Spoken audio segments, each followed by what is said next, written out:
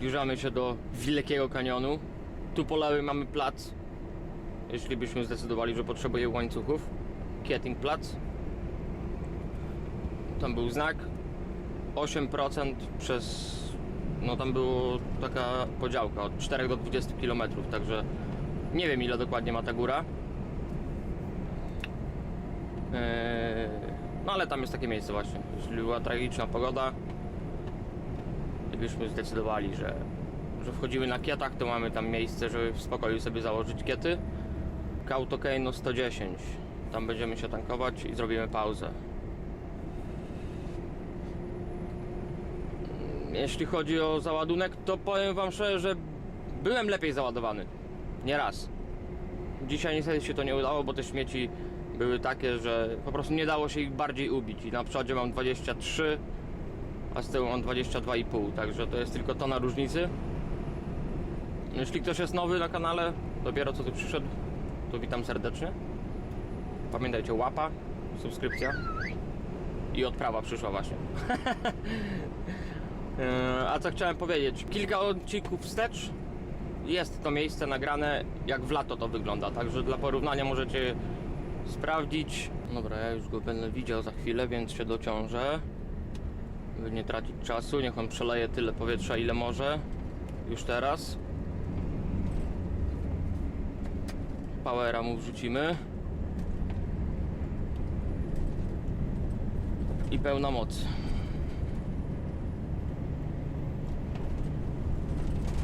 O, już jest znak 8%.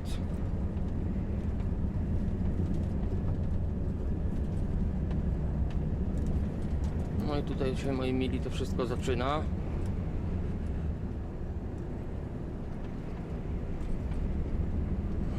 Dobra, przelał chyba maksymalnie ile mógł. Powera mam, także tniemy zakręty, oby nic nie szło z góry. No i pedał w podłogę i wchodzimy. Jeszcze 2 zakręty, ale wiatrem niesamowicie.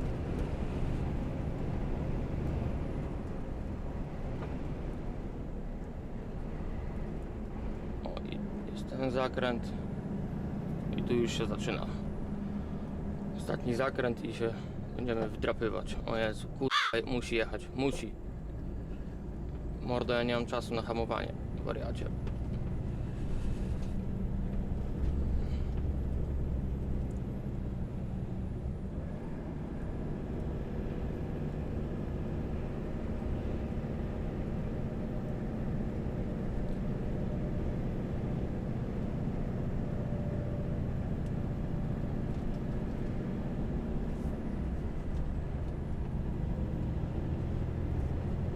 Dobra, rozpędź się jeszcze troszkę, bo tam się musiałem wyhamować.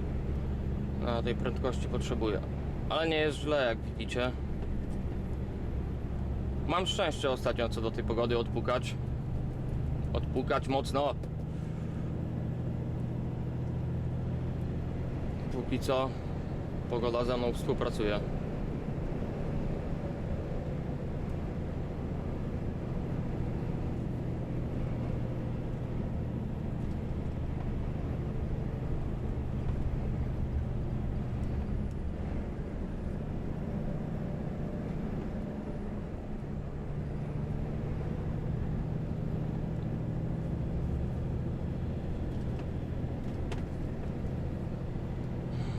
Tutaj na tym odcinku z Alty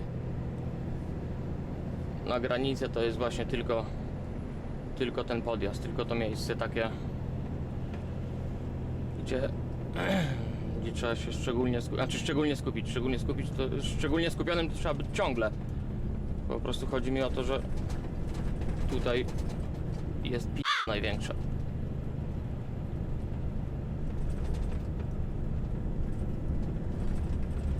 Tu jest największa na tym odcinku przez te 15-20 km.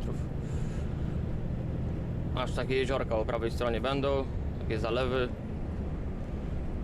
No i to wtedy będzie oznaczało, że się wdrapaliśmy.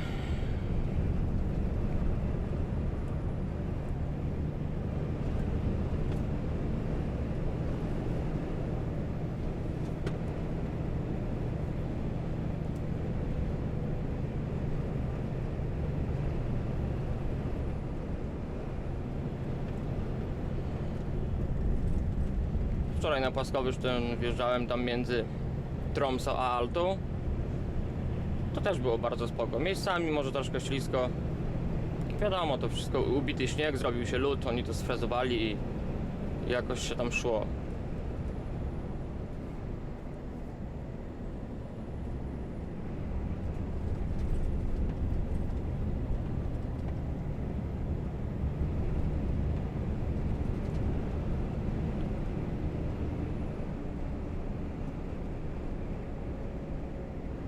Pytam ostatnio jak... w ostatnim odcinku chyba, jak widzieliście Bjorfell, to wtedy jak wracałem z Sortland, jak wjeżdżałem na... bo wy widzieliście zjazd z Bjorfell. A jak ja... puściłem gaz. Nie mogę się zagadywać! A jak wracałem z Sortland, wjeżdżając na Bjorfell, prawie stanąłem, bo był czysty lód na ulicy, na drodze. To rozmawiałem z Tomkiem przez telefon akurat i w pewnym momencie jak zaczęło być grubo, to zamilkłem i tylko tak pyta, co jest, a ja taka cisza, ponieważ aż papieros mi zgasł, nie? No ale to nie ma śmiechu.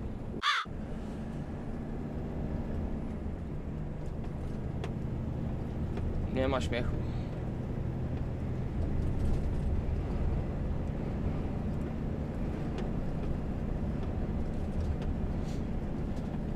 No bo tam naprawdę było takie lodowisko, że jedyne co mnie uratowało to tak jak tutaj bym się przytulił do prawej barierki, tam widzicie trochę świeżego śniegu jest, nieujeżdżonego i to daje bardzo dużą przyczepność.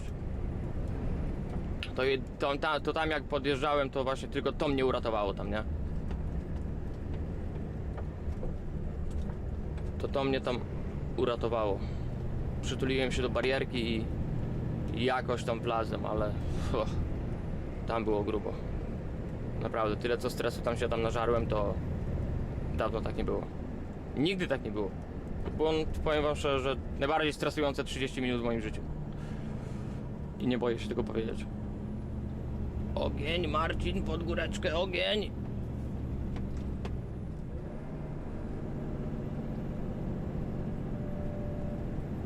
Powiem wam szczerze, że zawsze myślałem, że będę na manualu jeździł tutaj w górach. Że wiecie, żeby jeden bieg obrać i cisnąć pod górę na jednym biegu. Ale to znowu Tomek mi podpowiedział, że on jeździ całe życie na manualu. Przepraszam, na powerze Volvem, nie?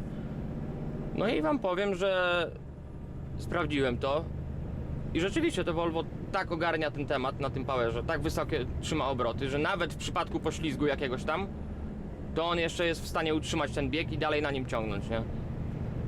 Także power wystarczający jest. Na manualu, chyba że gdzieś wiadomo, gdzieś z firmy wyjeżdżam czy coś, żeby się nie pogubił, to mu piątkę czy szóstkę wrzucę i pisam pod górę. A tak to tylko power i idzie. Tak jak teraz 1700 obrotów i on go nie zmieni tego biegu, no nie wiem, do 1800. Oczywiście jeśli będzie czuł luz, nie? Bo jak będzie dalej opór pod górę szedł, nadal go nie zmieni. Ale gdzieś koło 2000 obrotów on chyba zmienia dopiero bieg. A to jest zajebisty zapas, nawet mówię, w przypadku małego tam poślizgu gdzieś pod górę, nie? Nawet jeśli się pośliźnie, troszkę zwolni, to nadal ma tyle obrotów, żeby dobrze iść. Także power zajebista sprawa w Voldy.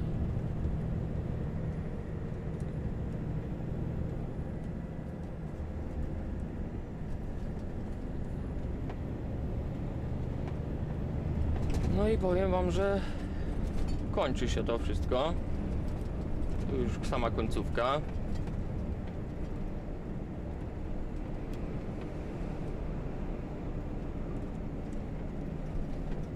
Ale jeszcze nie chwalę dnia przed zachodem słońca.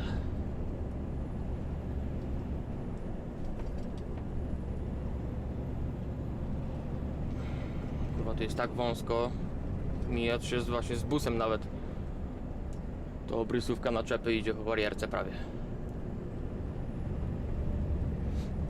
Ale dobrze. Jak zawsze byłem przekonany, że te pobocze to tylko czyha na to, żeby nas wciągnąć do rowu. To po tamtej sytuacji na Bjorfeldzie wiem, że że pobocze to też nasz przyjaciel jest jednak, bo tam jest świeży śnieg, nieujeżdżany, nieubity i można złapać tej bardzo ważnej przyczepności, nie?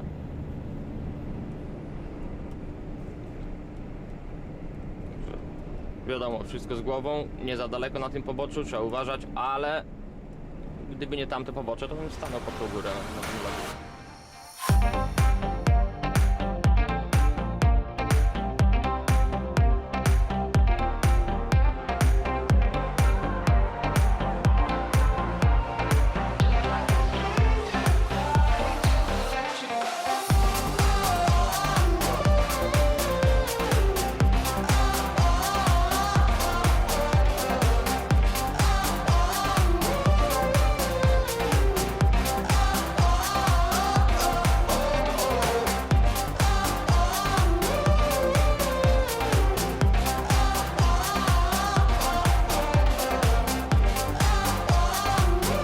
Plan na dziś już prawie wykonany. Jeszcze tylko tu zrzucić, skończyć się zrzucać i lecimy na bazę. Pompa na obroty poszła, bo mecz dzisiaj jest Polska-Słowenia. No i chciałbym zdążyć na bazę, dlatego nie ma czasu. Lecą śmiecioszki. Pyk. Bo ja to mówię, mam taki lęk wysokości, że nawet jak tu patrzę, od samego patrzenia się boję. Nie chciałbym tam spać. Masakra. Takie niebezpieczne to jest, kurwa. Żadnej barierki tu nie ma, nic. Znaczy tu nie może być barierki, bo tutaj solówki cofają i kiper jest, nie? O, ale leci śmiecioszków. Ja pierdzielę. Dobrze, dobrze, niech lecą. Nie widać jeszcze plandeki. Także zrzucę, lecę na bazę. Damian przed chwilką tu był, już pojechał. Także poczeka na mnie tam, obejrzymy sobie meczyk. Jutro ładuję w Kaliksie złom do Mojrany, także jeszcze szybka jedna Norwegia. No i koniec tygodnia. Także spoczka. Tak to z reguły bywa, że robi się dwie Norwegie. Jedną krótką, drugą długą. Długą już zrobiłem, czyli do Tromsø, z Tromsø do Alty i z powrotem i jeszcze jedna została. I tyle. To już koniec? Nie, na pewno nie. Nie, jeszcze nie widać plandeki.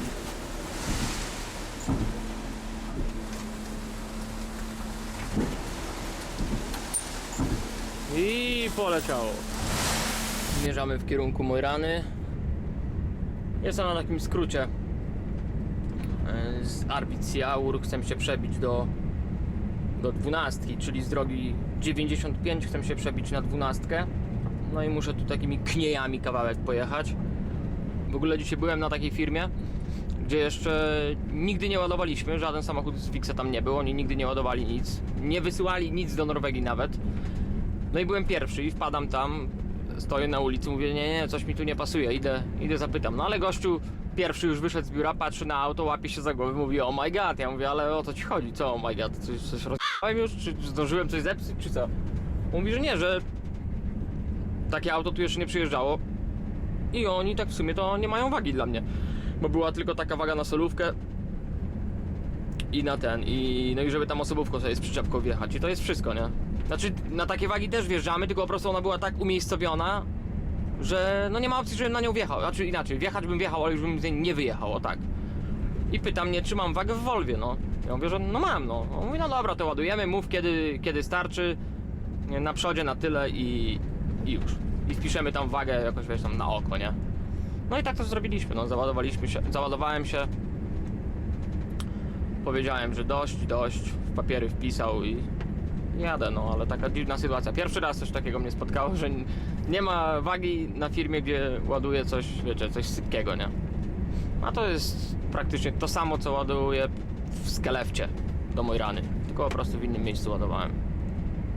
Wracamy na Szwecję. Zrzuciłem rano w Mojranie złom. Załadowałem flisik, leciutko, 20 ton tylko. W miarę możliwości więcej na przodzie, mniej na tyle, wiadomo. No i lecimy. Lecimy do Boden. Zrzucę Boden. No i co, robimy pauzę. Jutro muszę rano tylko załadować w Kagę deseczkę do Leknes. Także jedziemy na Lofoty. I znów szybki weekendzik będzie, bo skończę w piątek, przepraszam, gdzieś koło 12. Myślę, że jutro koło 12 skończę i wtedy sobie zacznę sobie o 10 rano w niedzielę. No i całą niedzielę będziemy jechać, dolecimy może gdzieś pod Leknes, może do Svolvær. Tak to będzie wyglądało w tym tygodniu i w przyszłym. 2 tygodnie za mną praktycznie, jeszcze tylko jutro, piąteczek i jeszcze 4 zostają. I święta. Jestem w drodze na granicę, na Bjortfell. No i co? I przed chwilą zrobiłem pauzę. Zatankowałem się w Kirunia. Wyjechałem i patrzcie jakie mleko. 60-70 na godzinę. Nic więcej teraz nie zrobię, bo widoczność jest na jeden słupek do przodu. Tak jak widzicie, tu słupek i jedyne co widzę to kolejny słupek 100 metrów dalej, także no nie podoba mi się taka widoczność, bo naprawdę jest tragicznie. Nic nie widać, kompletnie nic. Jeszcze ta droga cała biała jest. Masakra. Bez długich to w ogóle na 50 metrów coś widać. Damian jest przede mną jakieś parę kilometrów. Robiliśmy razem pauzę, bo jedziemy na jedną granicę. No ale rozjechaliśmy się, żeby sobie tam światłami długimi nie mrygać jeden drugiemu. Jak pewnie zauważyliście, już w ostatnim odcinku, w tym pierwszym odcinku zimowym zostały dodane napisy angielskie. Udało mi się znaleźć wariata, który to robi. Także no fajnie, mam nadzieję, że dzięki temu uda mi się dotrzeć do większej grupy odbiorców, nie tylko z Polski. Także zobaczymy, co z tego wyjdzie. No co, ja dzisiaj mam zamiar dojechać do Evenes. Tam zrobię pauzę i stamtąd będę miał rano 3 godziny jazdy do Leknes. Zrzucę Leknes i najprawdopodobniej będę wracał do Sortland się załadować, a z Leknes do Sortland jest 3 godziny jazdy, także będę już miał 6 wyjechane. No i z Sortland na granicę na Bjortfell znowu jest 3 godziny, więc to jest 9. Także taki jest plan. Mam nadzieję, że uda się go zrealizować, żeby jutro rozładować, załadować i wrócić na granicę. Zbliżam się do tego podjazdu, o którym mówiłem, czyli 11%. Tutaj za 500 metrów już widać znak. Po prawej stronie będzie miejsce, w którym w razie potrzeby możemy sobie bezpiecznie założyć łańcuchy. Ale mi po oczach walisz, gościu. Masakra. Ale masz światło rozdane. Strasznie. Tak, także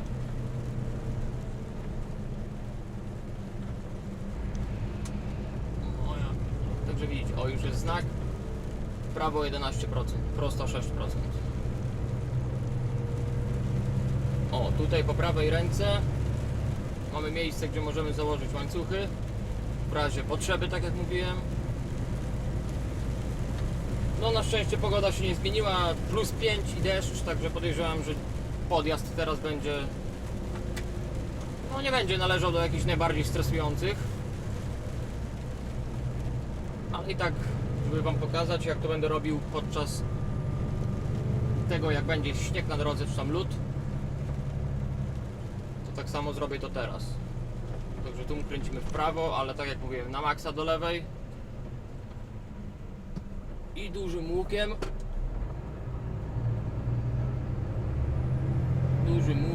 ciśniemy pod górę i tu już się zaczyna i to jest od razu pod górę 11%. Oczywiście gdybym wiedział, że tu jest niedobrze, to już bym na dociążeniu dawno tu wjeżdżał. Jeszcze przed skrętem w prawo bym sobie przelał powietrze, ale teraz nie ma takiej potrzeby, szkoda opon.